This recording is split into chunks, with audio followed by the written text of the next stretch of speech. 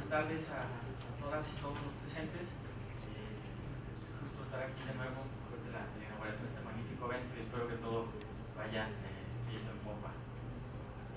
Bueno, es un gusto para mí recibir y presentar al doctor Adrián de Garay. Ya tenía el gusto de conocerlo tanto en la UAM como libros que son referencia para todos quienes nos gusta el tema e investigamos el tema de educación superior. Bueno, en esta ocasión el doctor de Garay nos presentará la conferencia magistral titulada Estudiantes y Cursos de Vida, la organización de la universidad y sus académicos. Y bueno, me permitiré presentar al doctor, aunque estoy seguro que todos ustedes ya lo conocen, en una breve semblanza de su amplio trabajo. El doctor de Garay Sánchez estudió la licenciatura en Sociología en la Universidad Autónoma Metropolitana en Azcapotzalco, graduándose en 1979. Cursó la maestría en Comunicación de la Universidad Iberoamericana, la maestría en Ciencias Antropológicas de la Universidad Autónoma Metropolitana y donde obtuvo también el doctorado en Ciencias Antropológicas. En el ámbito académico se destaca su labor como profesor investigador de tiempo completo en el Departamento de Sociología de la UAM, Unidad de Azcapotzalco. Es miembro del SNI nivel 2, además de contar con el reconocimiento perfil PROMEP de la Subsecretaría de la SEP.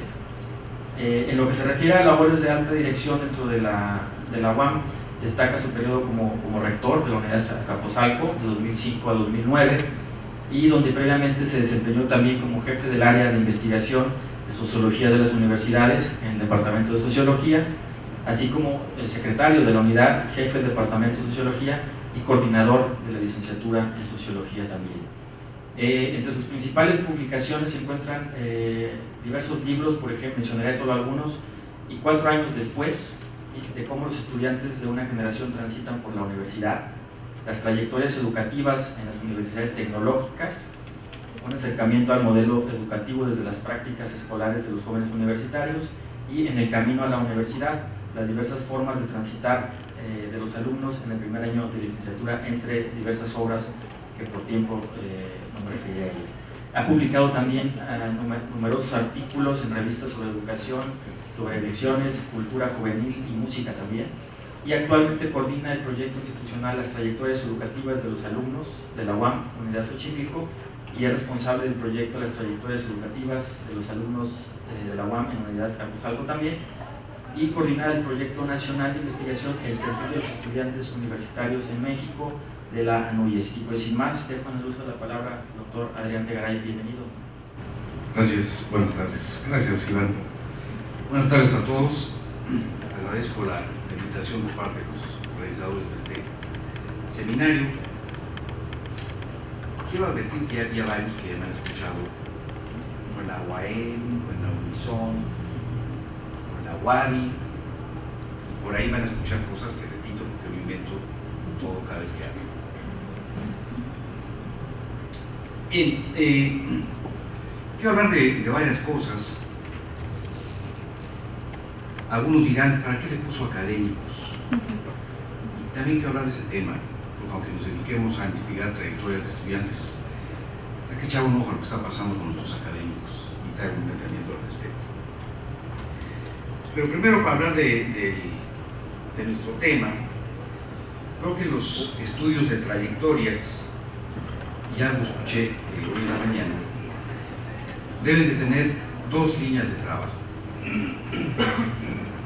Uno, el seguimiento, lo que ya podríamos llamar seguimiento curricular a través de la información de las oficinas de registro escolar,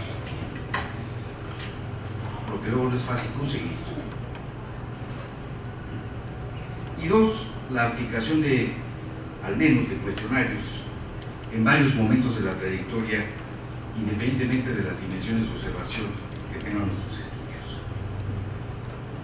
Y lo que uno empieza a ver, y lo noté hoy en la mañana, hago trayectorias y hago cuestionarios.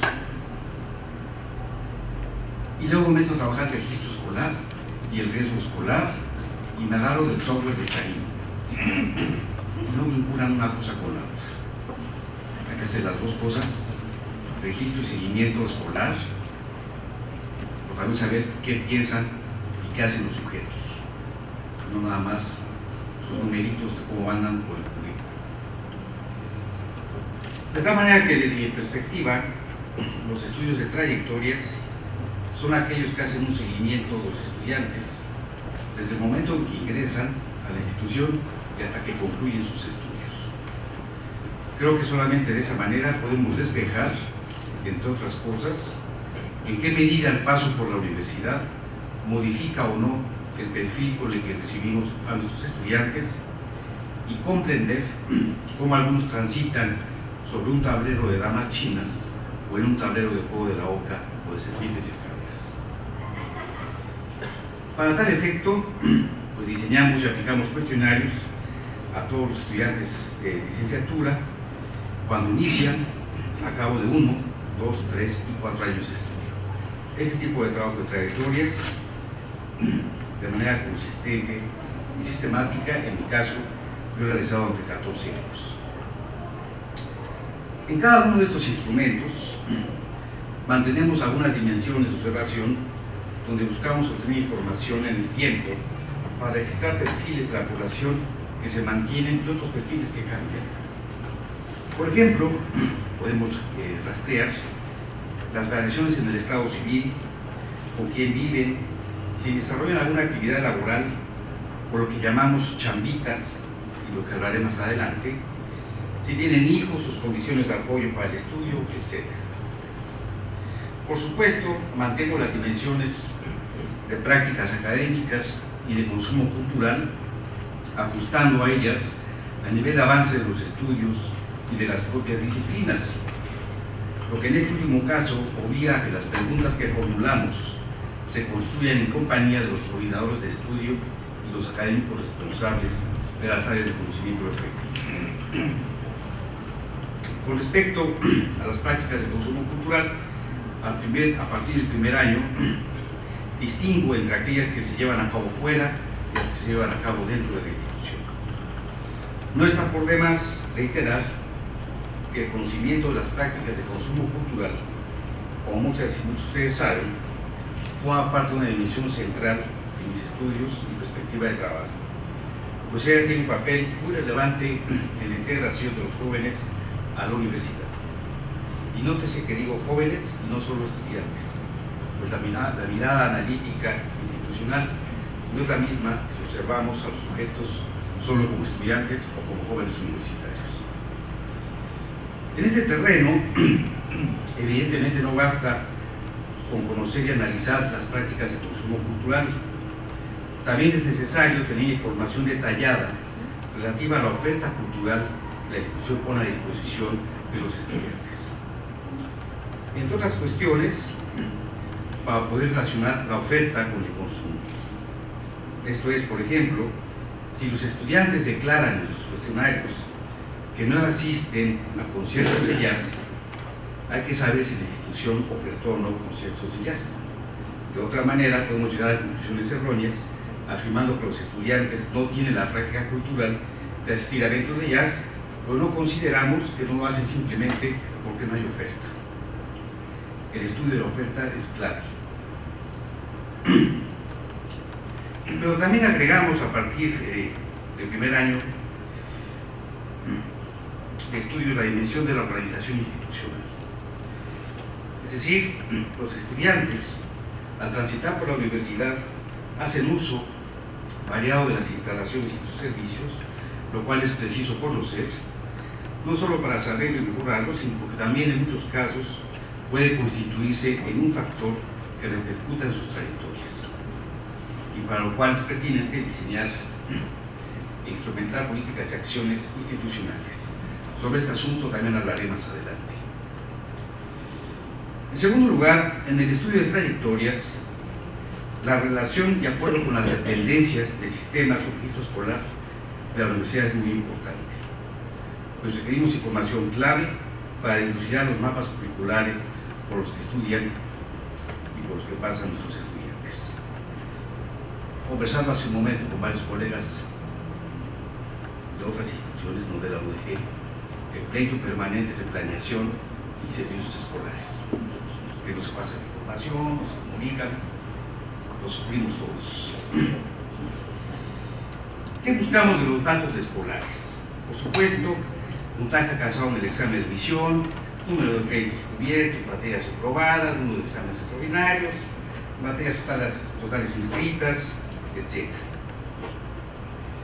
Información relevante porque no solo nos permite vislumbrar el nivel de avance crediticio de los estudiantes en sus respectivos planes de estudio, los promedios de calificaciones que obtienen, en qué materias reprueban, dónde se localizan los cuellos de botella, sino sobre todo porque es ahí donde podemos, con el respaldo de la estadística compleja, despejar cuáles son los factores que inciden y cuáles no en el tipo de trayectoria de los estudiantes.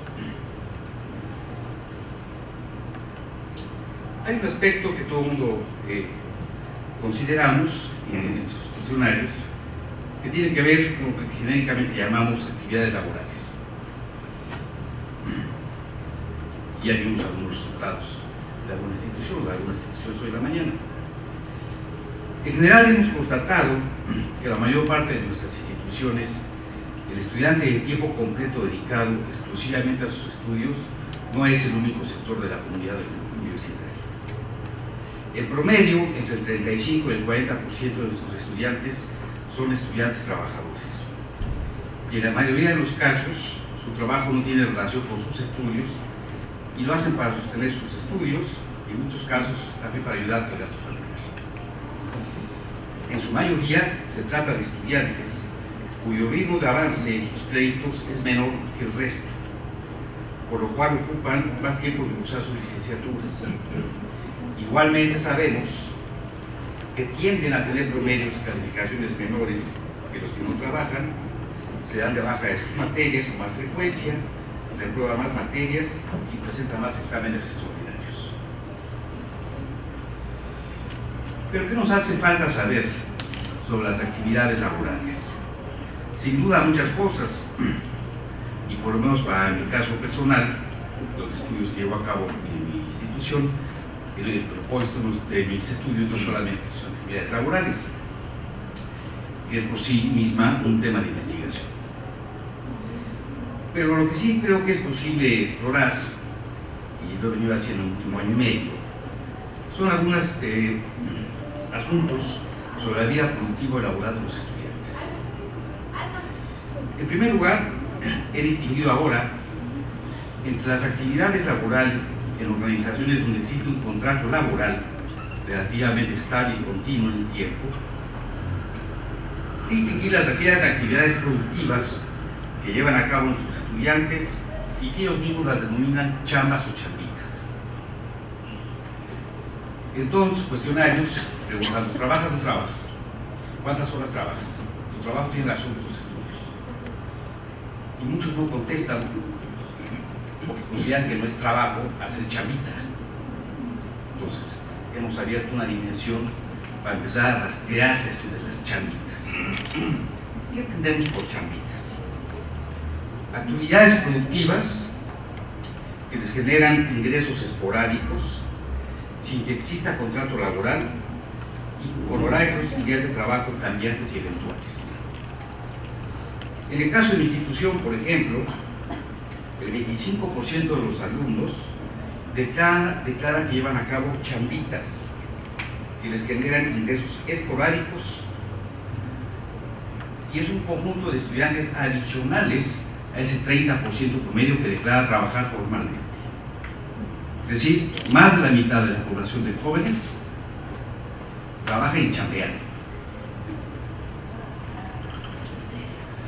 ¿En qué chambean? En muchas cosas: taxistas, repartidores de volantes, cobradores, meseras, garroperos, almacenistas, vendedores en los tianguis, auxiliares de oficina, sonideros, etcétera, etcétera, etcétera. Todas ellas mal remuneradas, sin prestaciones laborales, además de ser actividades rutinarias y que no les representan en general un aprendizaje relacionado con sus licenciaturas. Y justo son estos sectores, lo que he empezado a detectar con los análisis, los que tienen trayectorias educativas más largas y que expresan insatisfacción en sus chambas también insatisfacción en su desempeño académico. Son, de hecho, un sector potencial de sectores del sistema educativo. Diferenciar, pues, a la población entre aquellos que trabajan en espacios laborales estables de aquellos que hacen chambitas es también una forma de observar a la población estudiantil y dilucidar su tipo de trayectoria educativa. Hasta aquí dejo lo de trabajo.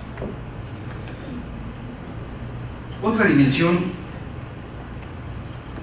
que he incluido en mis cuestionarios en los últimos 2 años y que me parece imprescindible incorporar en nuestros estudios de trayectorias es la que se denomina nuevas socialidades. Sí, me interesa aproximarme al uso cotidiano de nuevos instrumentos tecnológicos para la comunicación y el acceso a la información entre los estudiantes universitarios. Sabemos que se trata de una nueva vertiente de transmisión cultural que depende de la capacidad de estar y mantenerse conectado al espacio virtual.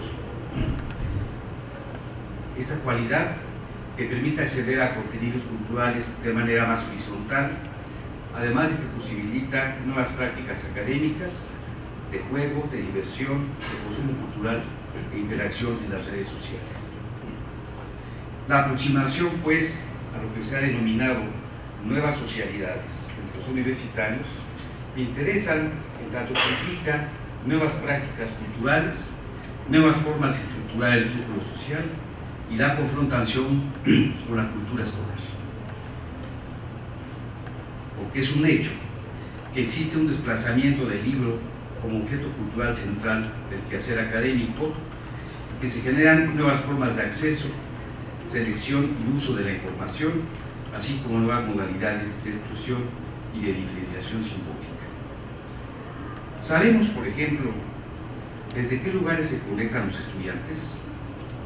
Lo hacen desde sus casas, en las instalaciones de la universidad, en los lugares públicos donde pagan por el servicio, en casa de sus amigos o familiares, en su espacio de trabajo. Podemos responder a esas preguntas. Y en términos de las instituciones, sabemos la infraestructura que cada universidad tiene para apoyar que sus estudiantes estén conectados con un buen nivel de calidad. Van algunos ejemplos. En una encuesta que se aplicó a estudiantes de licenciatura en la UNAM, en Ciudad Universitaria, en las escuelas y en las FES, participé en este estudio, aparecían datos de cómo se conectaban, las dificultades que tenían, pero no había información de la infraestructura que ya. Bueno, pese a que era un estudio que se había pedido por el señor rector, no había información de la infraestructura. La tuve que pedir con transparencia. Pero, por ejemplo, en las escuelas de la UNAM, la escuela de música, la escuela de enfermería o la escuela de trabajo social, el ancho de banda de internet es de 20 megabytes por segundo. 20. En las facultades de Acatlán y Aragón es de 80, en Cuautitlán de 60. En tanto, escuchen ustedes el contraste, en la Universidad Iberoamericana de la Ciudad de México, su ancho de banda supera con mucho la UNAM en 300 megabytes por segundo. Y en el caso de mi plantel es de 200 megabytes por segundo. No en balde, una encuesta realizada por el periódico Reforma en abril de 2013 sobre la calificación que hacen los estudiantes a los servicios de internet ubicó a la Ibero en primer lugar y a la Guamas Capozalco en segundo, atendiendo a su capacidad de instalación.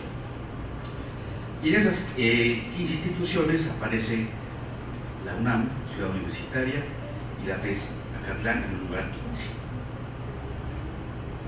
Adicionalmente, pues al lugar desde donde se conectan los estudiantes, en términos del uso que hacen del ciberespacio, es importante considerar el tiempo que invierten en ello. ¿Cuántas horas al día dedican a navegar en internet? De las horas que están conectados, ¿cuánto tiempo distribuyen para asuntos académicos y cuáles para otras actividades de otra naturaleza?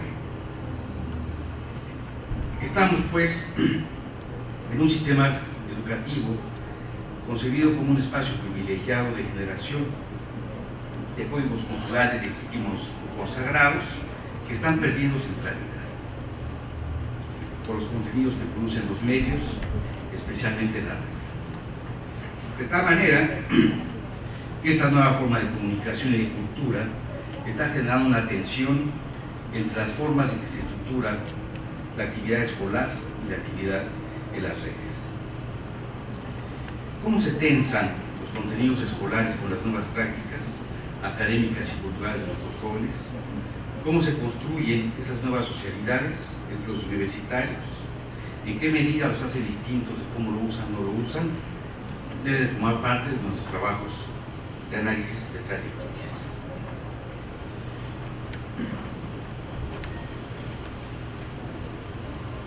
Ya no voy a hablar de esto, si no voy a extender demasiado en el asunto de redes y su importancia. En otro orden de ideas, es importante considerar, desde mi punto de vista, dos dimensiones de análisis en las cuales creo que reparamos poco. Me refiero al conocimiento y uso de las normas y disposiciones legales y administrativas que existen en cada institución, esto es, la pista organizativa sobre la cual transitan los estudiantes. Porque sabemos que quizá una de las primeras lecciones que cualquier estudiante universitario aprende es cómo moverse en su institución para lograr transitar librando los obstáculos reglamentarios. Evitar ser dado de baja, a cuántas materias puedo inscribirme, cuándo presentar exámenes extraordinarios, etc. Y el primer dato que todo estudiante coloca en su horizonte consiste en saber cuántos años puedo permanecer en la institución sin que sea dado de baja. Esto es, de cuántos años dispongo para cursar mis estudios de licenciatura. Pregunta que sobre todo tienen que despejar los estudiantes trabajadores o los estudiantes que tienen hijos, pues saben bien que no podrán ir al ritmo que marcan los planes y programas de estudio para concluir en 4 años o 5 años. Dependiendo de esa normatividad institucional, los estudiantes trazan sus rutas, recorren el camino y procuran aprovechar al máximo las disposiciones reglamentarias. Si, por ejemplo, en mi institución tengo de plazo legal para cumplir mis estudios 10 años, como es el caso de la UAM, o por ejemplo en contraste de la UACM, la Autónoma de la Ciudad de México, donde no hay plazo, no hay límite, la forma en que visualizo y organizo mi vida escolar es muy distinta a si solo tengo 5 años o 6 para lograrlo. Preguntas frecuentes como ¿cuántos extraordinarios por materia puedo registrar? ¿Me puedo dar de baja en una materia? ¿Hasta qué semana del ciclo escolar puedo darme de baja en una materia? Son preguntas que los estudiantes hacen y despejan muy pronto al ingresar a la universidad. Pero en términos analíticos, esa información es relevante porque nos conduce a poder vislumbrar en qué medida la normatividad institucional constituye o no un elemento que permite y hasta dónde la existencia de trayectorias educativas prolongadas. No quiero decir con esto que las instituciones, y lo empieza a ver uno con más regularidad,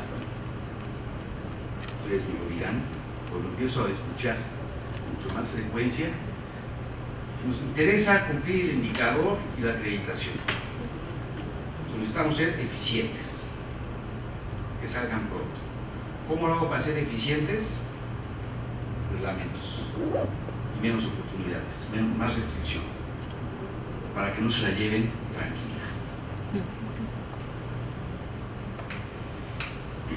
No quiero decir con esto, pues, que las instituciones deberían de reformar sus legislaciones para acotar las posibilidades de tránsito por la pista universitaria de sus alumnos, pues tampoco está muy claro el hecho de que si restringimos las opciones de tránsito, los estudiantes mejorarán sus trayectorias o producirá un efecto contrario, abandonar la institución. Otra cuestión relevante en este terreno es el conocimiento y análisis de la programación de materias, sus horarios y los cupos que oferta cada programa de licenciatura. Pues en no pocas ocasiones los estudiantes no logran avances en sus créditos debido a la rigidez y pocas opciones que la institución les ofrece, que casualmente a quienes más perjudica, otra vez, es a los estudiantes trabajadores. Las razones que los propios sujetos atribuyen a su rezago escolar son diversas o pueden ser diversas. Van desde consideraciones sociales y personales, como el trabajo, problemas de salud, el tener hijos, hasta asuntos que atribuyen a la organización universitaria.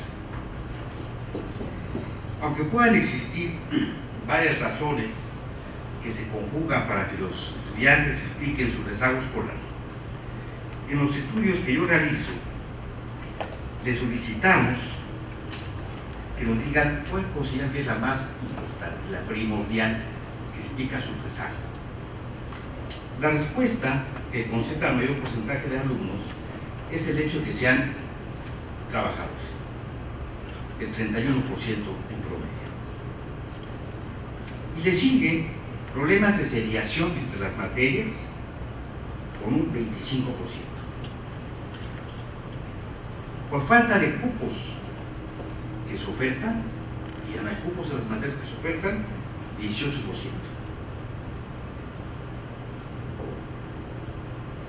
Y por el tipo de profesores que les imparten clases, el 17%.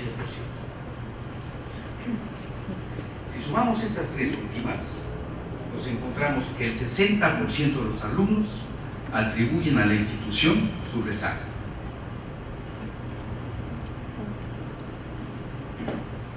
No es pues un asunto trivial, pues indica hasta qué punto las instituciones son parcialmente responsables del rezago, atendiendo a sus formas de organización institucional.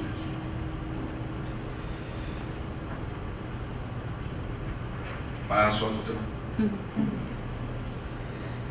Los estudios de trayectorias tienen al menos dos orientaciones metodológicas. Generalmente la que he trabajado y la que he visto que generalmente se trabaja, le llamamos los estudios transversales o por cortes generacionales. La otra orientación por la que he venido trabajando en el último año y medio, 2 años, es una orientación de carácter longitudinal. Es trabajar las dos. La más común que utilizamos es la transversal. Esto es, hacemos análisis de la población, de su comportamiento al inicio, al cabo de un año, de 2, de 3, de 4, y observamos los cambios y constantes de comportamiento, contrastes de los estudiantes atendiendo una visión, digamos, vertical de la información. Por ejemplo, si en una generación al momento de su ingreso el 34% declara que tenía una actividad laboral, al año, que les aplicamos otro instrumento, volvemos a registrar que esa proporción aumentó al 40%, por poner una cifra. Dato relevante sin duda, pero lo que no podemos hacer es saber si en ese 40% están los mismos estudiantes que al iniciar sus carreras trabajaban o no. Hubo variaciones, lo que sí permite una metodología longitudinal. Otro ejemplo, supongamos que a un año de estudios tenemos un grupo que abarca al 25% de la población que consideramos tiene un alto nivel de prácticas de consumo cultural, porque asisten a muchos eventos con mucha regularidad, y a los 2 años de estudio de esa misma generación encontramos el mismo resultado. El 25% tiene un alto consumo cultural, pero ¿son los mismos? La mirada longitudinal permite detectar si son o no los mismos estudiantes que conforman ese 25%. En síntesis, el análisis de trayectorias desde la perspectiva longitudinal nos posibilita además hacer un seguimiento en las variaciones de los cursos de vida de cada estudiante, lo que enriquece nuestros estudios y que permita construir políticas más finas, acorde a las muy distintas formas en que los estudiantes construyen sus propias trayectorias. La perspectiva longitudinal permite dar seguimiento no solo al aporte generacional, que es lo que generalmente hacemos, sino uno a sus integrantes. De tal manera que la unidad de análisis son todos y cada uno de los estudiantes, que conforman una corte generacional respectiva.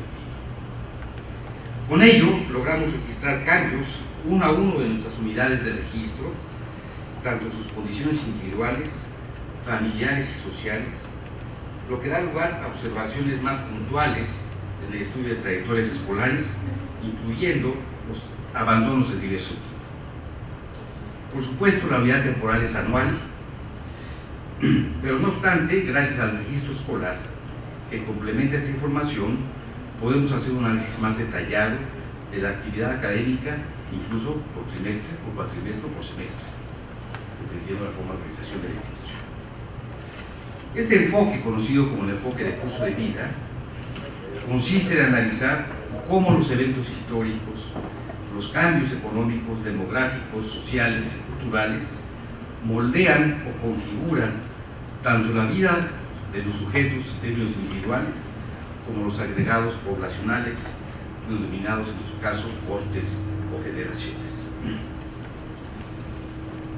Sus principios rectores establecen claramente que el estudio diacrónico de los fenómenos, la consideración siempre presente de los procesos y de lo contextual, apunta directamente a la preeminencia que se le concede al manejo de la dimensión temporal. Esta perspectiva ha llevado a la práctica el análisis de la temporalidad, teniendo como hilo conductor el entrelazamiento en trayectorias vitales. De tal manera que para este enfoque, el curso de vida, la trayectoria no supone alguna secuencia en particular, ni determinada velocidad en el proceso de tránsito, ni estas cosas que hace mi amigo Chaín de riesgo. ¿Riesgo de qué? ¿Riesgo para quién? La perspectiva del curso de vida no ve riesgos, ve la vida. El proceso propio de tránsito aún se excita mayores o menores probabilidades en el desarrollo de ciertas trayectorias vitales. Las trayectorias, entonces, abarcan una variedad de ámbitos o dominios que son interdependientes. El análisis del entrelazamiento de las trayectorias vitales, tanto en un mismo individuo como en relación con los otros individuos de su propia generación. Esto es central en el enfoque longitudinal de cursos de vida. Las trayectorias son, pues, dinámicas y del comportamiento y los resultados se habla una parte sustancial del curso de vida. Este es todo un tema, es una perspectiva de análisis por la que vengo trabajando en los últimos 2 años. Simplemente la noto. Paso ahora a tratar el tema de académicos. Los académicos y su compromiso con la formación de los estudiantes, me interesa hacerlo, porque aunque parezca una obviedad, las trayectorias de los jóvenes no se dan en el vacío. Es decir, no solo inciden factores de antecedentes escolares, perfil socioeconómico, la estructura de la universidad, sus prácticas académicas, sino también de manera importante la relación que tienen con los profesores.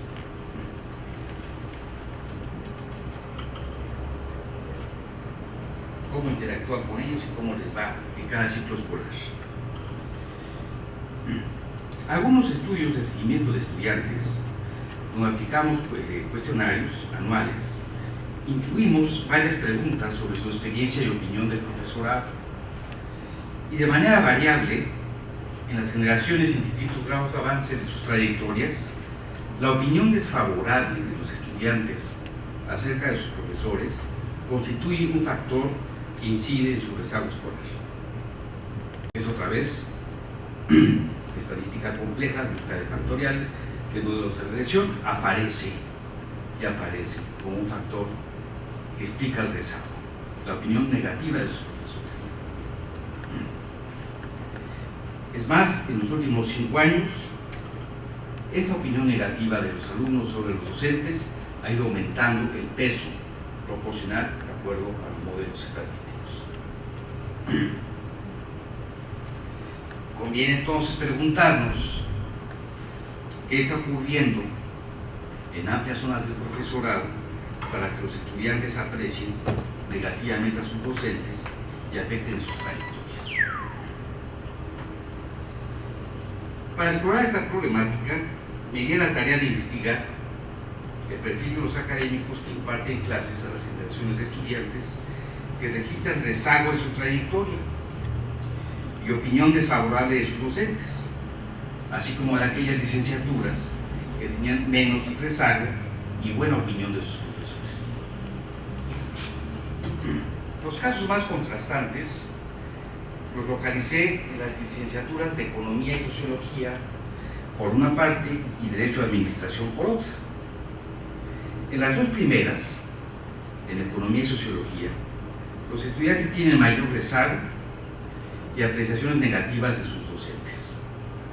Y a la inversa, en Derecho a Administración, menos rezago y opinión favorable de sus profesores. ¿Quiénes son esos profesores? En Economía, el 86% de los profesores tienen posgrado, 47% doctorado. En Sociología, donde yo estoy, 86% posgrado, 65% somos doctores. En Administración, 76% con posgrado, 36% con doctorado. Y en Derecho, 55% con posgrado, 27% con doctorado. Perfil promedio. Administración, 53% de los profesores, Derecho 57%, Economía 65%, Sociología 80%. Miembros del SNI, Administración 6%, Derecho 11%, Economía 25% y Sociología 40%. Es decir, en las licenciaturas donde es mayor el perfil formativo de los académicos, donde es mayor el porcentaje de profesores con perfil PROMEP y mayor la proporción de miembros del SNI, es en donde se localizan las más altas tasas de rezago, baja eficiencia terminal y abandono escolar. Y a la inversa. ¿Cómo explicar este fenómeno?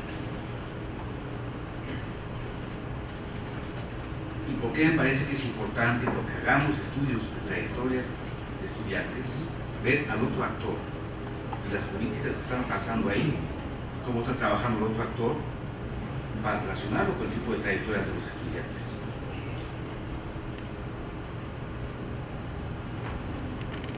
Acotación. La mayor parte de los estudios y de las autoridades buscan factores explicativos externos a las trayectorias.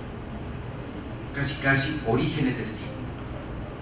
Porque vienen de sectores populares, porque sus papás tuvieron educación superior, porque vienen de prepas chafas, cosas que pasan afuera. Esto pasa adentro. Hay que echar un ojito por lo menos a este otro actor. Hice alguna reflexión que se las voy a transmitir, debatirles, seguro como todo. Yo sostengo que en general hay que reconocer que estamos siendo testigos de un proceso nacional que podemos llamar, que puedo llamar, la desvalorización de la docencia por parte justamente de los académicos y particularmente de aquellos que estamos contratados de tipo completo y quienes recae una parte de la responsabilidad de atender a nuestros estudiantes en clases, asesorías, tutorías y direcciones de tesis. Paradójicamente, mientras que varias de las políticas gubernamentales e institucionales han pretendido estar encaminadas para que las instituciones pongan en el centro de su acción a los estudiantes y sus aprendizajes bajo nuevos modelos pedagógicos, los funcionarios aprenden muy rápido, lo que hay que decir, ¿no?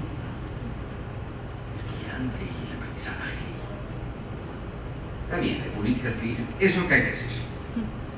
Al mismo tiempo, otras políticas, tanto federales como políticas de las instituciones, están diseñadas para que los académicos se concentren en la investigación y difusión de su trabajo y no en la docencia y en los sujetos estudiantiles.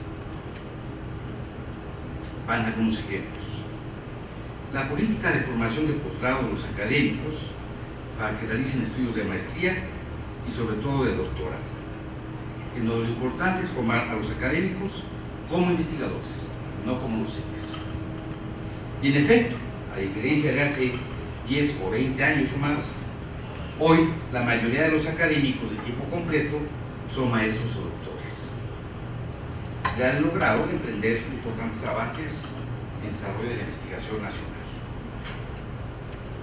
Pues les puedo asegurar que son escasos, muy escasos, los académicos que al cursar sus posgrados tomaron o les ofrecieron cursos sobre sus métodos de enseñanza-aprendizaje, para poner atención en lo que es el centro de su trabajo cotidiano, los jóvenes que forman.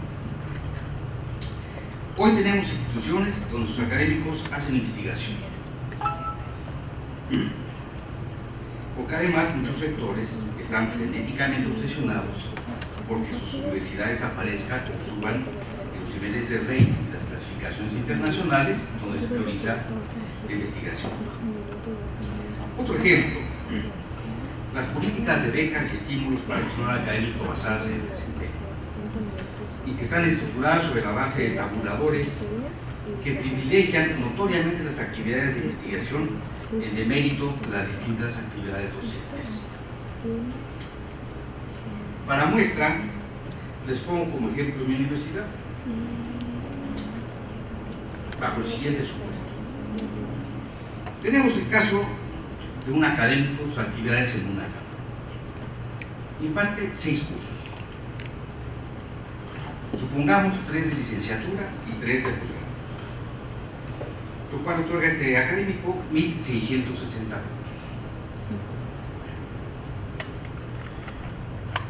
Dirige 2 tesis de licenciatura, equivale a 103 puntos. Una de maestría, 440 puntos. Coordina un proyecto de servicio social, 220 puntos. Pero vean lo que estoy figurando, ¿no? Un académico que da clase de licenciatura y de maestría, tiene un proyecto de servicio social y asesora también maestría, posgrado, ¿no? En total, este académico recibe por estas actividades de docencia, que están en el grupo de docencia, 2.536 puntos al año, que equivale a la mitad de los puntos que nos exige la universidad para llegar a la beca, ¿no? Este académico también hace investigación. Publicó 2 artículos en el año que equivalen a 4.000 puntos. Participó en 2 congresos con ponencia productos de investigaciones, lo que suma 600 puntos. Dictaminó 2 artículos para una revista especializada que equivale a 220 puntos. Impartió una conferencia magistral como esta, que son 330 puntos. Coordina un grupo de investigación que representa 1.100 puntos. En total, el trabajo de investigación este académico sumó 6.200 puntos. Si pensamos en los 5.000 puntos que nos piden anuales, requeridos para obtener esta beca, este académico, con los productos de investigación, le bastaría dar una clase de licenciatura para lograrlo. Los puntos de docencia no importan. Este académico sumó en un año 8.736 puntos, de los cuales el 74% corresponden a las actividades de investigación y difusión. En este escenario, cuando cerca de la mitad de los ingresos monetarios de los académicos de tiempo completo provienen de esos programas, evidentemente lo que menos les interesa es dedicarle mucho tiempo y esfuerzo a la docencia. No se diga, por ejemplo, las tutorías, que además en muchos casos no forman parte contractual de las obligaciones como trabajador universitario ni están contratadas en nuestros reguladores. Otro ejemplo, el Sistema Nacional de Investigadores, o la CIT. Sabemos que se trata de un programa que además de pedigrí, implica también un ingreso económico y un segundo gasto de médicos mayores, en la mayor parte de los casos muy superior a que se recibe por nuestras propias instituciones. Pero como ustedes saben, para pertenecer al SNI, además de salvo excepciones, de poseer el doctorado, para mantenerse es preciso producir investigación. Conferencias, asesorar a alumnos, dirigir tesis, no cuenta. Lo que cuenta es producción.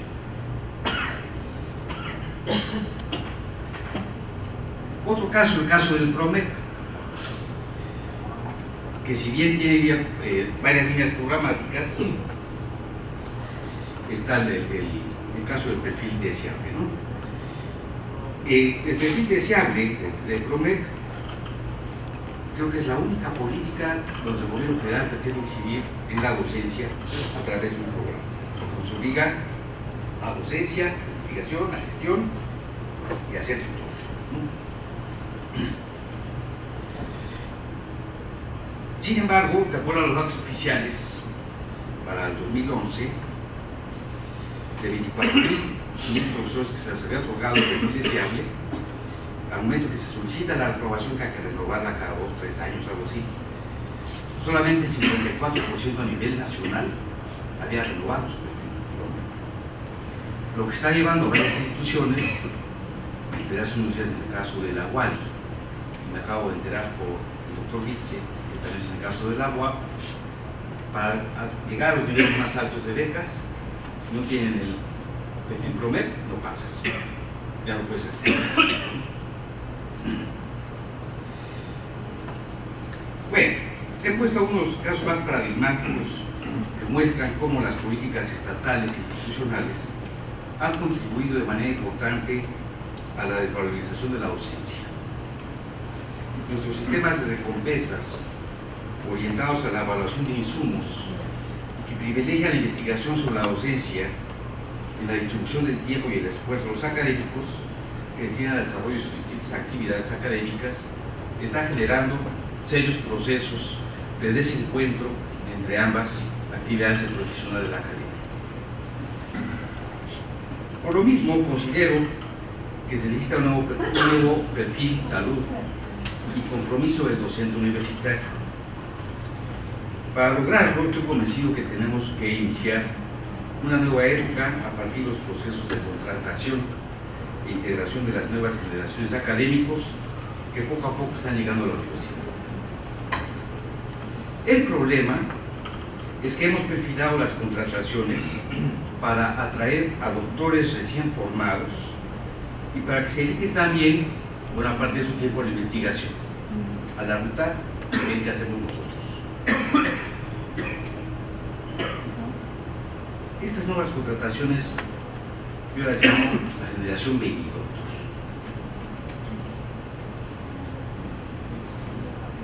Pero no hemos puesto suficiente atención en la docencia, por lo que en general a los nuevos académicos tampoco les interesa la docencia, quieren hacer investigación porque quieren ser como los otros.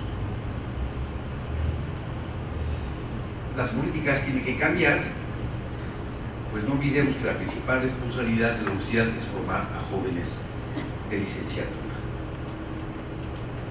Y si lo pensamos en términos de lo que se expuso la mañana del doctor Romualdo, de la expansión y cómo vamos a ir creciendo, ¿quiénes van a ser los académicos? Estos baby doctors, paso. No les importa la docencia. Quieren trabajar en la universidad como si estuvieran en un centro de investigación. No somos centros de investigación.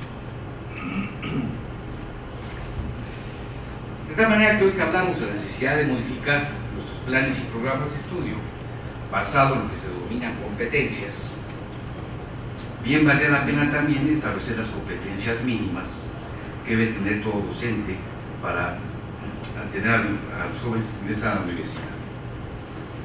En suma, creo que es preciso modificar también las políticas de contratación de los académicos de tiempo completo. Queremos una universidad de doctores.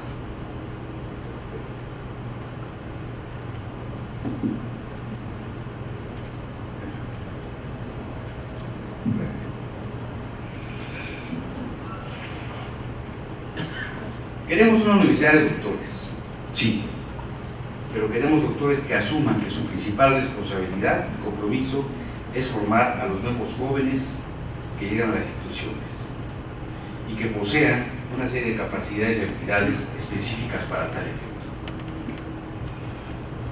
O capacidades, habilidades y conocimientos sobre su campo, pero también en relación a las exigencias que implica la docencia, hay que entender y hacerlos entender que los estudiantes son distintos y más heterogéneos de lo que conocimos hace 30 o 40 años.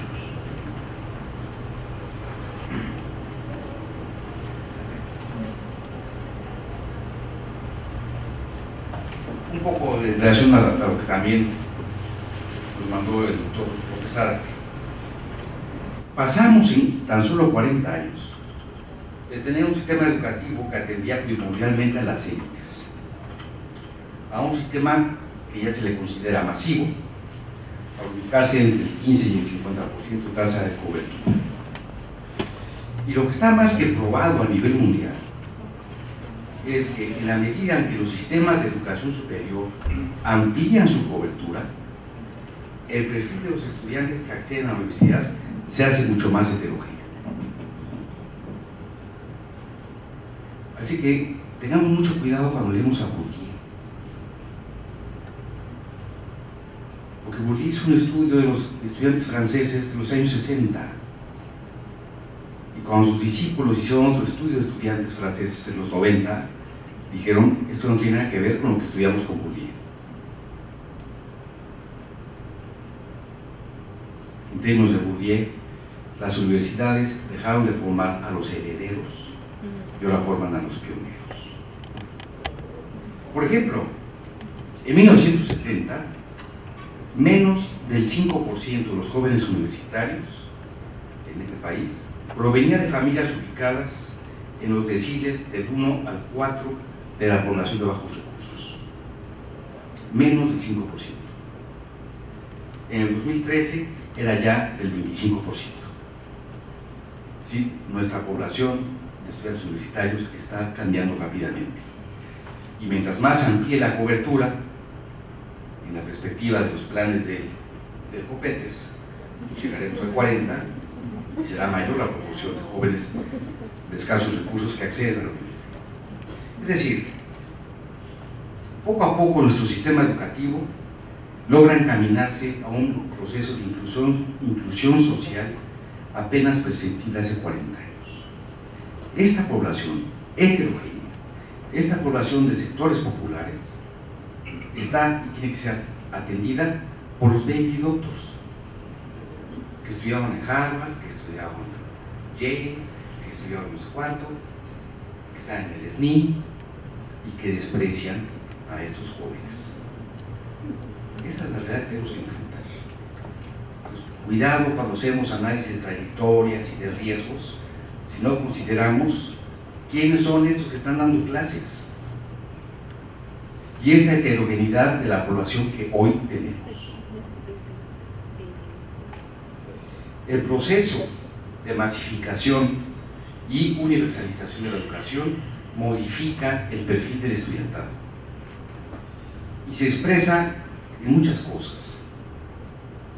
Feminización, estudiantes que provienen de municipios lejanos a las capitales, estudiantes como clientes, estudiantes de tiempo parcial, estudiantes profesionales, estudiantes trabajadores, estudiantes a distancia, estudiantes multiétnicos, estudiantes con discapacidades, junto con los tradicionales estudiantes que conocimos, quienes nos formamos hace un rato.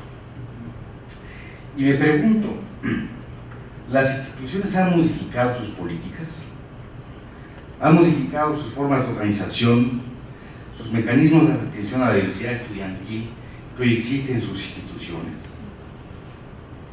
El diseño e implementación de los planes y programas de estudio es el mismo que hace 40 años.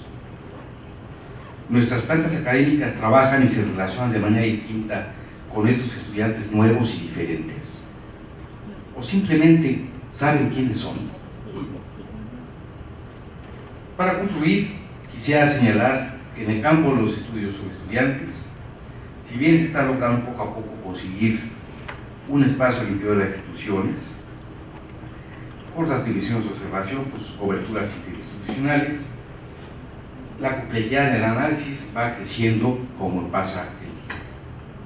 Hay muchos caminos por recorrer, compartiendo perspectivas, modelos de análisis, resultados entre las instituciones, pero por otra parte es imprescindible que los estudios no se queden en los cajones de los investigadores o de las oficinas de planeación o servicios estudiantiles.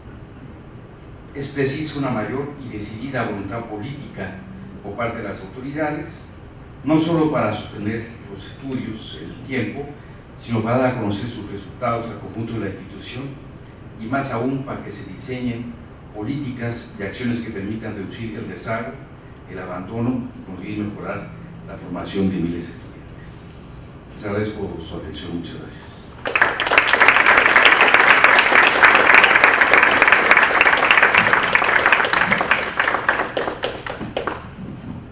Muchas gracias, doctor de Garay. Felicitarte primeramente porque mantener un auditorio despierto y atento en una conferencia de 3 a 5 de la tarde es todo un logro. Empezando a las 3. Bueno, me gustaría abrir el foro para preguntas, comentarios. ¿Dónde comenzamos? Sí. ¿Tienen algún micrófono, por favor? Gracias. Yéndonos a uno de los hilos que ustedes han identificado y que todos conocemos, el paquete que se ofrece independientemente de quién sea el profesor, ¿cómo está el balance de la oferta de cursos en relación con la oferta de experiencias? Insisto en la hipótesis de que en nuestras licenciaturas sobran cursos y faltan experiencias. Pero luego también cómo se manejan las políticas de profesores de tiempo completo y de medio tiempo. Se quiere una renovación de la planta docente. Y ya hace más de 15 años un genial administrador inventó los nombramientos de una hora menos de 20 para que no corrieran sus méritos académicos y el profesor pudiera estar más tiempo frente al grupo. Entonces, hay cosas que dependen, evidentemente, y claro, también nos debería llevar a pensar cómo nos comportamos los investigadores, ¿no? Realmente nos asociamos unos con otros. Pues creo que abre muchas preguntas interesantes y desde luego, pues sigue siendo vivo el desafío de que el estudiante no está siendo el centro de nuestros programas de formación. No sé ustedes cómo vean estos puntos. Si les parece, hacemos 3 sets de 3 preguntas. ¿Quién más? Sí, Adrián, hablas sobre las nuevas socialidades, que nos ha preocupado mucho de estudiar las maneras en que los jóvenes interactúan por medio de las nuevas tecnologías.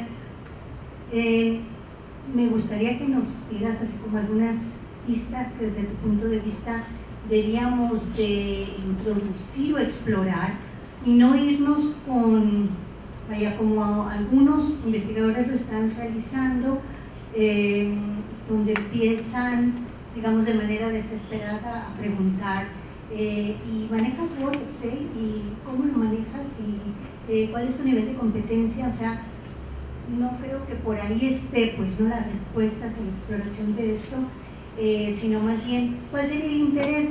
Los académicos que tú estás hablando ya no forman dentro de su práctica, incluso docente, ya no se van a apropiar de esta tecnología, ¿sí? Entonces, ¿cuál sería así como el sentido de hablar de esta incorporación de los estudiantes hacia los docentes y cuáles serían como nuevas formas de exploración o de investigación hacia la tecnología o estas nuevas formas de socialización? Una pregunta más para cerrar este bloque. Por ahí atrás. sí. Buenas tardes. Muy contento con lo que nos acaba de transmitir, compartir. Y sin faltar al respeto, tanto a usted como al público. Si hay tanto investigador en educación superior, ¿qué es el elemento que falta para que en verdad perdee a la educación? Porque seguimos con tanta educación, con tanta investigación y con expertos y reconocidos, bastante reconocidos, que todo lo que se hace no permea a la educación superior y podríamos decir que ni siquiera a los otros niveles.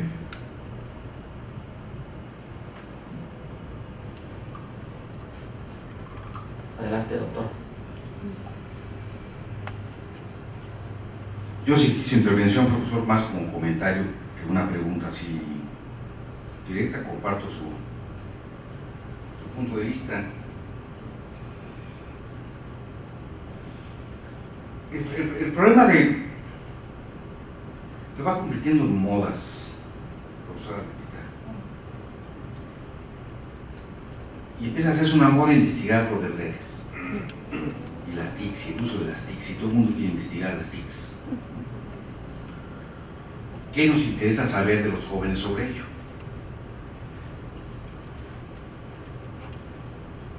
Yo en mis cuestionarios no incluyo, como pues no tiene sentido, si usan el Word, si usan el Excel, si usan la paquetería, ¿para qué? Como conversaba con el doctor Jordi a propósito de otro negocio, ¿cuáles son las preguntas que uno se hace? Sí, pregunto todo eso en un cuestionario, pero ¿qué le voy a poner? ¿Cuál es mi pregunta de investigación? O sea, aquí el tema, por lo menos para donde estamos, estoy orientando, es el uso que le hacen a la tecnología, el tiempo que invierten en ello y en qué lo invierten. Que si maneja o no maneja no me importa. Claro, una noción de tiempo que ya cambió radicalmente, porque hoy los jóvenes pueden estar al mismo tiempo haciendo varias cosas, y no como nos tomábamos nosotros, que era cuando estudias, y leías y ni música ni nada, y hoy a ti vas a ver la tele. No, pueden estar viendo la tele, usando la computadora, mensajeando. ¿Cómo distingues ahí el tiempo de uso entre lo académico y lo lúdico? Está difícil. ¿Cuál es el uso que le dan en términos de uso de redes y de comunicación? Y creo ahí sí creo que podemos obtener algún tipo de información cuantitativa por nuestros cuestionarios, pero tenemos que hacer uso de otro tipo de técnicas de investigación. Para hablar de mi campo como antropólogo, antropología de la red y en la red, que es otro tipo de investigación con otra característica, que se hace en la red y cómo se hace en la red, y que en un cuestionario resulta muy difícil verlo. Me resisto a todo estudio de las competencias en el manejo de software, sí.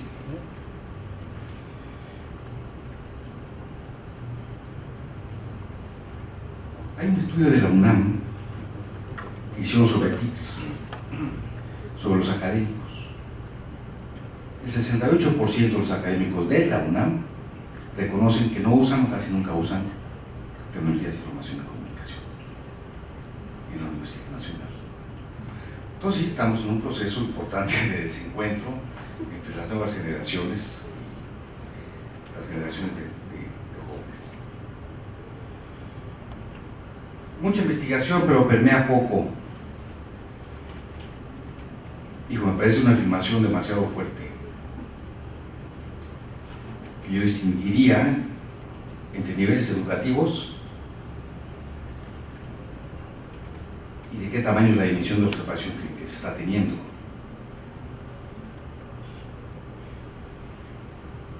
No permea a veces por los investigadores, no permea por las autoridades. hacemos estudios de trayectoria, ahí están los datos, los resultados, ya comentaba, no sé si está por ahí Diana, pues ahí de repente se les ocurre alguna acción a un director cuando presentamos los statutos. Investigación hay, efectivamente hay mucha de muy buena calidad y permea de manera muy diversa. Porque las autoridades quieren resultados prontos. Y para incidir, para hablar del tema de estudiantes, y que se muestren los cambios, eso no pasa en un mes, ni en una gestión muchas veces, de un rector o de un director. Al no ver resultados, no importa. Sí, muchas gracias, doctor. ¿Tenemos tiempo todavía? Por acá estaba un estudiante.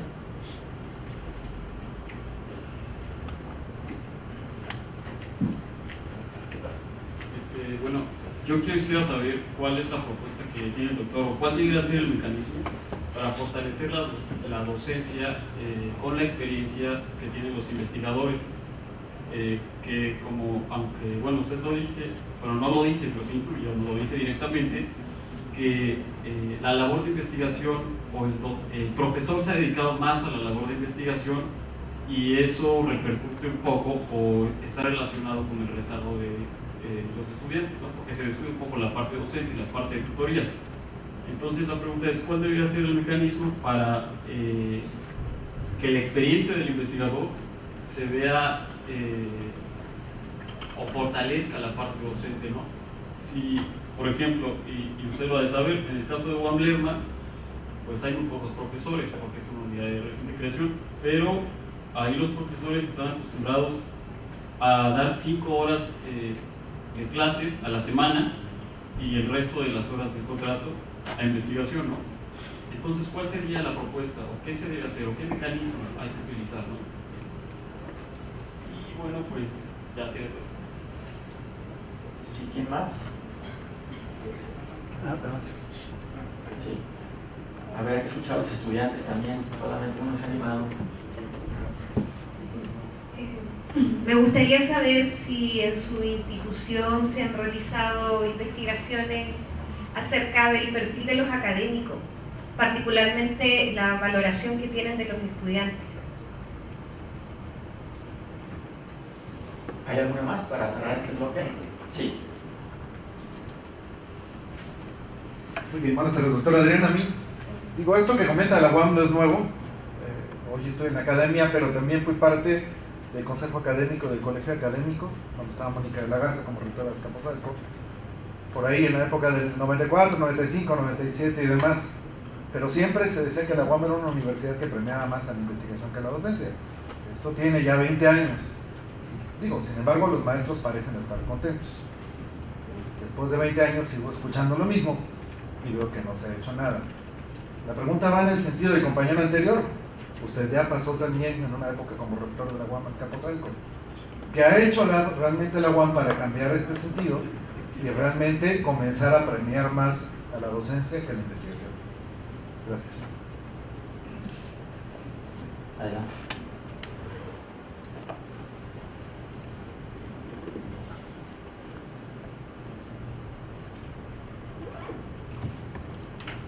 Sí, te aparece.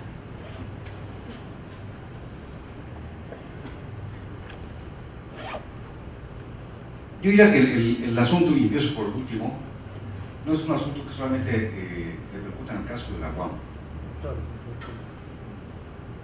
Es decir, en este país, desde finales de los años 80, empezó a comandar la política educativa y la política científica un grupo de académicos, los científicos. Y esos científicos decidieron que las universidades públicas tendrían que apuntar a ser universidades de investigación, universidades de doctores. Eso impregnado de manera diferente a las instituciones, en las cuales obviamente se incluyó también la propia UAM. Y por eso señalaba yo las políticas nacionales, no las políticas institucionales. Podría hablar de mucho más políticas de la institución, sino aquellas que tienen que ver con los que trabajamos en varias instituciones, que son políticas que han promovido más el desarrollo de la investigación que la propia docencia. Claro, hay algunas peculiaridades, sí, muy propias de la UAM, que es la institución con la mayor proporción de profesores de tiempo completo del país. Eso le da una característica muy distinta al resto.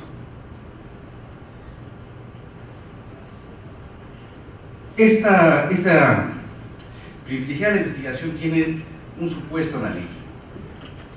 El supuesto que se aparte es: si yo me formo en la investigación y hago buena investigación, voy a ser buen docente. Ese es el supuesto. O sea, no ya haz investigación por hacer investigación o hazte doctor por ser doctor. Hay un supuesto de fondo analítico que supone que si soy un buen investigador, excelente investigador y soy doctor, voy a ser mejor docente. Y esto no es tan automático. No es tan automático. Hay intentos por retomar el asunto de la docencia. En el caso de mi institución en particular que hace usted referencia, la aparición de dos rutas de becas tenía ese propósito. O sea, una beca muy destinada para la investigación y otra beca de estímulos muy en la ruta de la docencia. El problema es que los académicos queremos todas. O sea, acá les queda una zanahoria, vamos por la zanahoria.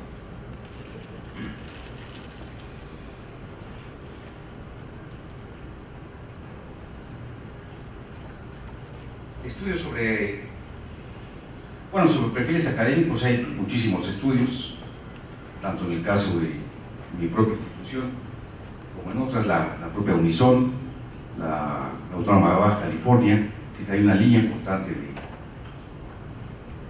de investigación sobre perfiles académicos. No sé si haya sobre valoración de los académicos o los estudiantes, la verdad desconozco. Sobre perfiles académicos sí, hay mucho trabajo, mucha investigación, pero desconozco si existen trabajos que aborden el asunto de la valoración de los académicos sobre sus propios estudiantes. Yo tengo ahí mis trabajitos, son muy etnográficos, de la opinión y apreciación que tienen los profesores sobre sus propios estudiantes, ¿no?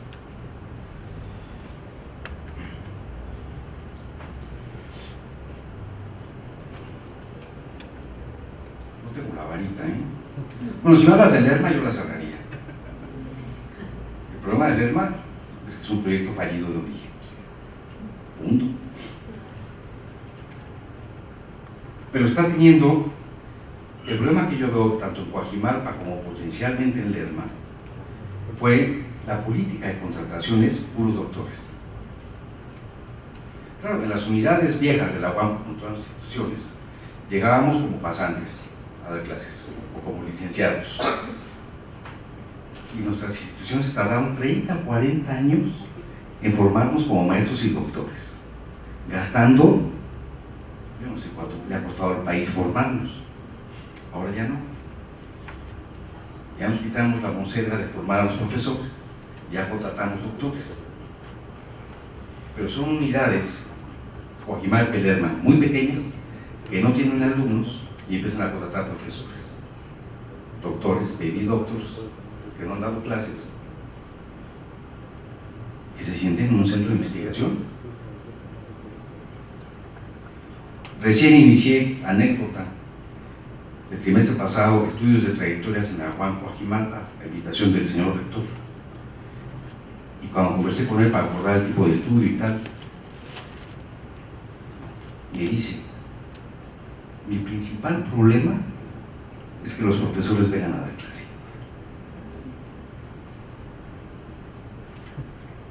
Estuvo 6-7 años la UAM Coajimalpa sin campus, entonces estaban en la ciudad, en la colonia Roma, en la colonia, aquí en la zona centro.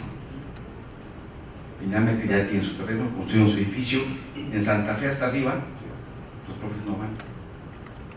Pues a Lerma menos, pero menos.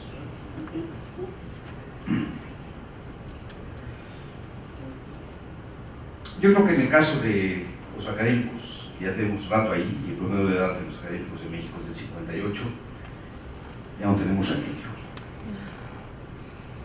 Ya, nos gusta la docencia y lo hacemos más o menos, pues ya. A mí me inquietan las nuevas contrataciones, porque el discurso es, son doctores, y ya, investigación, y la docencia. ¿Dónde está la docencia? Yo recuerdo que en muchas instituciones, algunos de ustedes acordarán, en la década de los 70, no importaba formar a la gente en maestría y doctorado. Lo que importaba era que nos tituláramos, que ya fuéramos licenciados y que nos formáramos pedagógicamente. Y en todo el país, encabezados por la UNAM, la UNAM tenía un centro de investigación y de desarrollo de pedagogía, era formarnos pedagógicamente. Nos contrataban y los primeros 2 meses cursos de pedagogía. Esa voluntad. Entonces, no están, llegan haciendo investigación, supuestamente de alta calidad, de muy buen nivel, o no están formados por la docencia, ni las instituciones lo están perfilando para formarse eso y que sea su principal centro de trabajo. Este no es un problema nuevo, ni en México ni en el mundo. El tema de cómo los académicos se van a la investigación y abandonan la docencia existe desde principios del siglo pasado en el mundo. La inquietud de las instituciones por favorecer la investigación y no la docencia.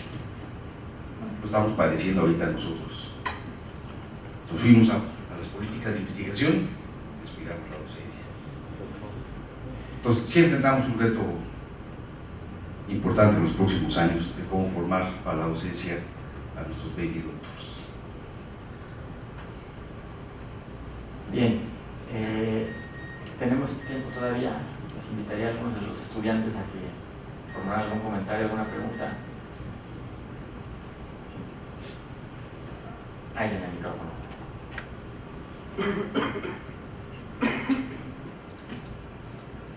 Gracias, doctor. Me gusta mucho su conferencia, es la segunda vez que lo escucho, pero nada más como comentario para que no me quede con la duda, y tampoco usted. En Chiapas, los baby doctors ya nos están formando en pedagogía. Y en algunas universidades donde doy clases nos están preparando concursos con diplomados, maestrías y doctorados en pedagogía. Entonces no todos, el próximo año o entre 2 años que vaya a Chiapas va a haber que sí.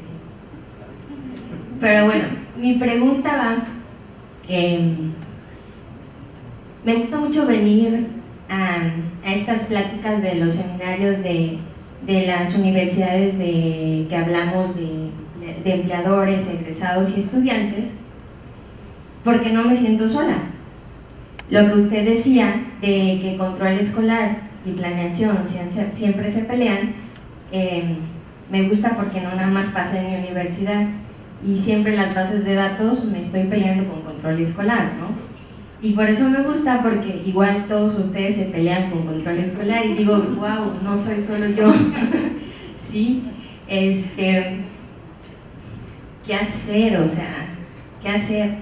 Porque lo que he hecho es decir, ok, hago mis propias bases de datos y si te sirven, ahí está, te las doy, aunque tú no me las des, ¿no? Entonces, ¿qué hacer para cuando una universidad le pide al doctor Adrián de Garay, ayúdame a hacer trayectorias escolares? ¿Algún otro baby doctor? ¿O baby master? Sí. Brenda Pérez del DIES IMESAC. Me quedo preguntándome por no solo la distancia que comienza a hacerse entre el estudiante y el baby doctor, que podríamos pensar que tienen las mismas habilidades para socializar en las redes, sino en la distancia que se está generando entre los grandes profesores como usted, doctor Adrián de Garay, y los baby doctors, porque esta perspectiva de el baby doctor Huacatelax, entonces de pronto puede generar un ambiente institucional que no es propio de las universidades, que no responde a lo que yo viví como estudiante, ¿no? Tal vez, no creo, pero tal vez yo sea una baby doctor en formación, y me aterra pensar que entonces cuando yo termine mi doctorado, mis profesores que me inspiraron a continuar una carrera académica digan, bueno, pues, ¿no? Me quedo pensando en eso, me quedo pensando en cómo dejar de culpar a la organización o de pedirle a la estructura que se transforme y actuar, pues, ¿no? Cómo acortar distancias, no sé si tal vez mediante un chat pueda ser, pero digo, utilizando las metáforas, pero ¿cómo, no? ¿Cómo acortar distancias? Me quedo pensando en eso, me ocupa, me quedo... Gracias. Sí, por ahí. En una sociedad de pobres tiene sentido formar profesionales de cualquier nivel que no tienen sentido de servicio social. Y ahora la otra pregunta sería también, esta es una pregunta que me interesa ver su punto de vista. Yo recuerdo que cuando empezaron las licenciaturas de la UAM, pues eran programas relativamente sobrios. Y a mí hasta me gustaba contratar jóvenes que venían de la UNAM. Yo no he sabido cómo ha evolucionado eso, pero eran licenciaturas significativamente más sobrias que las convencionales. Ahora, a mí me ha preocupado el exceso de cursos sin minusvalorar el error que estamos cometiendo en los modelos de aprendizaje, en los modelos de enseñanza. Me preocupa que crezca tanto la oferta curricular y se menosprecien las experiencias, se menosprecie el servicio social. No sé, ¿usted qué piensa? Sí, adelante, doctor. No se ofenda.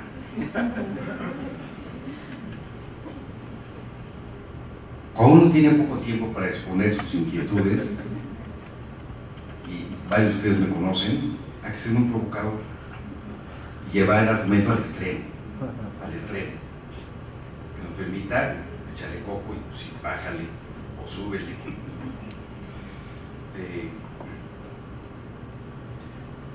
Empiezo por el planteamiento de Brenda. Sí estamos teniendo ya un desencuentro entre generaciones de académicos distintos.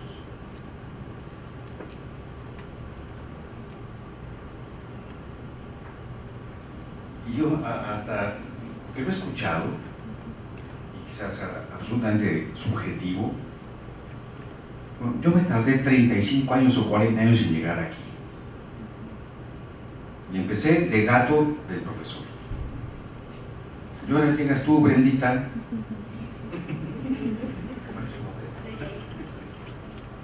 No.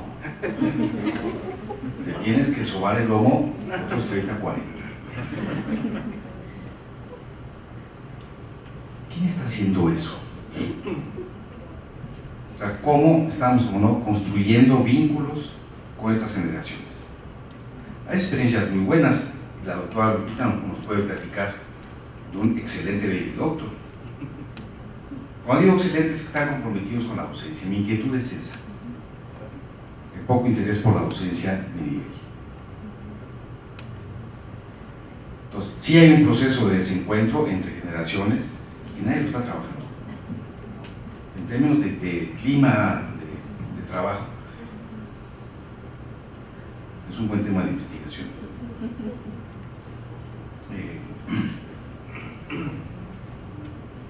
Cuando hay voluntad política, la información fluye.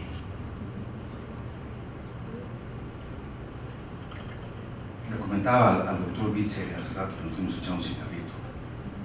Cuando yo empecé mis estudios de trayectorias en el 2003, aplicábamos el cuestionario en papel, censo a todos los nuevos ingresos, órale, con el aval del rector, si estamos interesados en conocer a los estudiantes, pues si los conocemos mejor, órale, va el apoyo. A cabo de año y medio, le dije, oye rector, vamos a hacer el cuestionario por computadora para no gastar el papel. No, sí, me parece muy bien. Ahí voy con los de cómputo. No, no se puede. ¿Cómo que no se puede?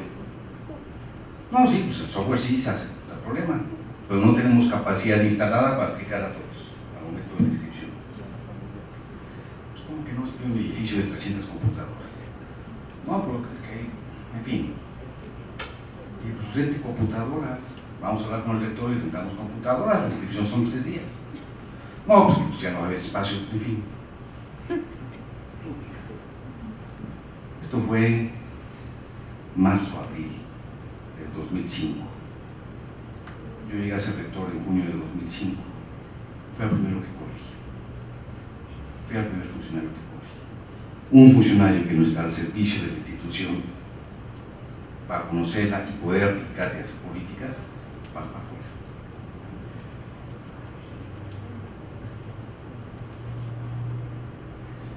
Creo que depende, y a lo mejor ahí Vitze también podrá tener una opinión.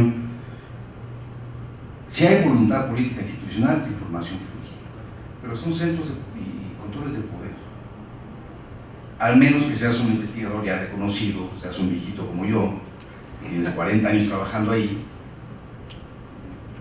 y hasta cañón que me diga que no hay información, o que no circula, o que no puedo hacer el estudio. Pero ustedes que están tan jovencitos,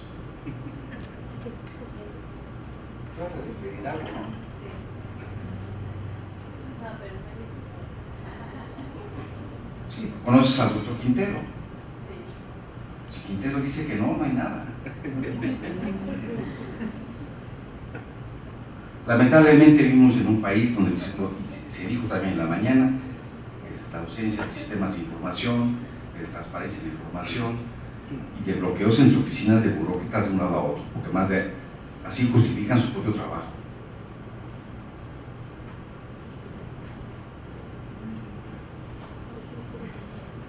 Creo que habría tiempo para una ronda más. Sí. Bueno, pues cerramos. Bueno, solamente queda tiempo para entregarle el reconocimiento. Se lo mandamos mejor digital.